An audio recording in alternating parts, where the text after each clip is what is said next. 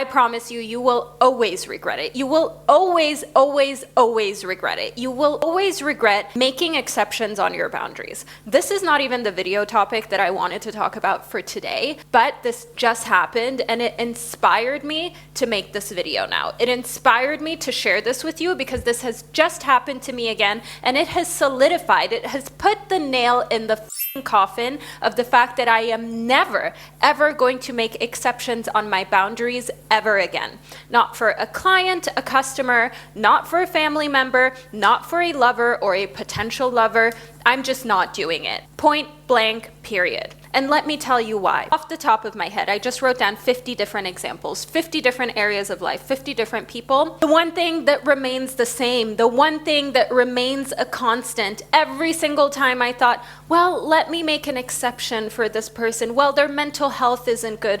Well, this looks like a fun project. Well, they seem to understand and actually value my time. I'm sure they're not just going to end up wasting it. Every single time I've made an exception, I have always come to regret it. It always has ended up in a disappointment, and you may have gone through the same. Perhaps right now you're sitting here after you made exception after exception after exception for a situationship or a boyfriend or a partner. Perhaps you didn't like when they called you a certain name. Maybe they called you the B word. You didn't like it, but you accepted it. So then all of a sudden it became the norm. All of a sudden they started to call you that over and over again. Then they started to raise their voice more, and actually every single time you get in an argument, they immediately resort to now saying you're a effing B word. For example, right? That's the next stage up. And the reason why you even made the exception in the first place for when the B word started, just as an example, was because you thought to yourself, well, they don't know any other better way to communicate. Well, they just got extremely angry, so I'm sure it won't get worse. Perhaps the person apologized, they came to you, they said, oh, I'm so sorry, it's never gonna happen again. And actually then it just got habitual because then you allowed it. Then you showed that the transgression of that boundary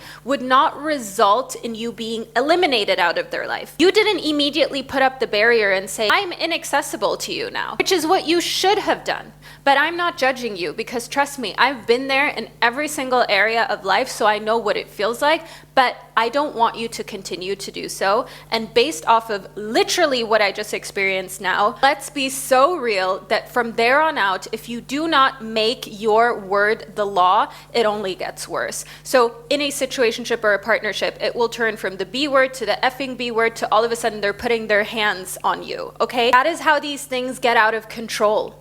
In your work, in your job, you think to yourself, well, I want to be accessible to people, so let me just make it available for people to book in slots with me to be able to discuss doing projects together. All of a sudden, your entire calendar is full of time wasters because you didn't take a deposit, because you didn't pre-qualify enough to make sure that you're only actually talking to people who are then going to proceed to respect your time to then actually move on and complete the project with you.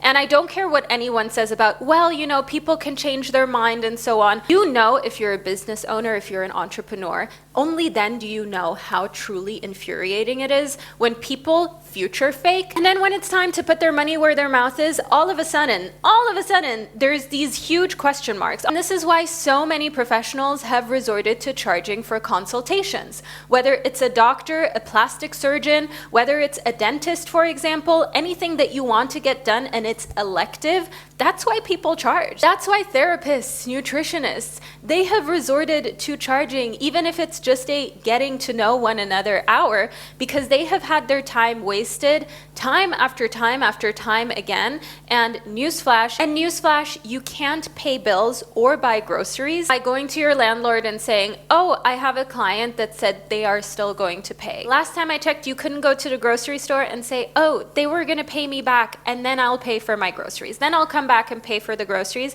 But let me just take these groceries now and go home and I'll be back to pay for them. Boundaries. You need boundaries, especially when it comes to love, especially when it comes to business, when it comes to how you provide for yourself and your family, but also boundaries with yourself. If you are bed rotting right now, if you are watching this video right now and you have other goals and aspirations that you are procrastinating, I know I'm a YouTuber, I know I work on social media, but what are you doing? Why are you watching the 50th motivational video, kidding yourself that one of these is then going to finally get you to actually start the business and get out of bed? How about you take action? How about this be the last piece of content that you consume before you actually get up and get things done? How about this be the last video in your watch history before you say to yourself, you know what?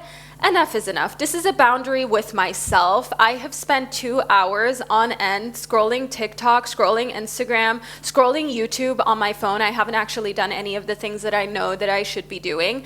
Let me maybe pace myself. Let me maybe just have that boundary with myself right now and just get up and do what needs to be done. That's just gonna be the end.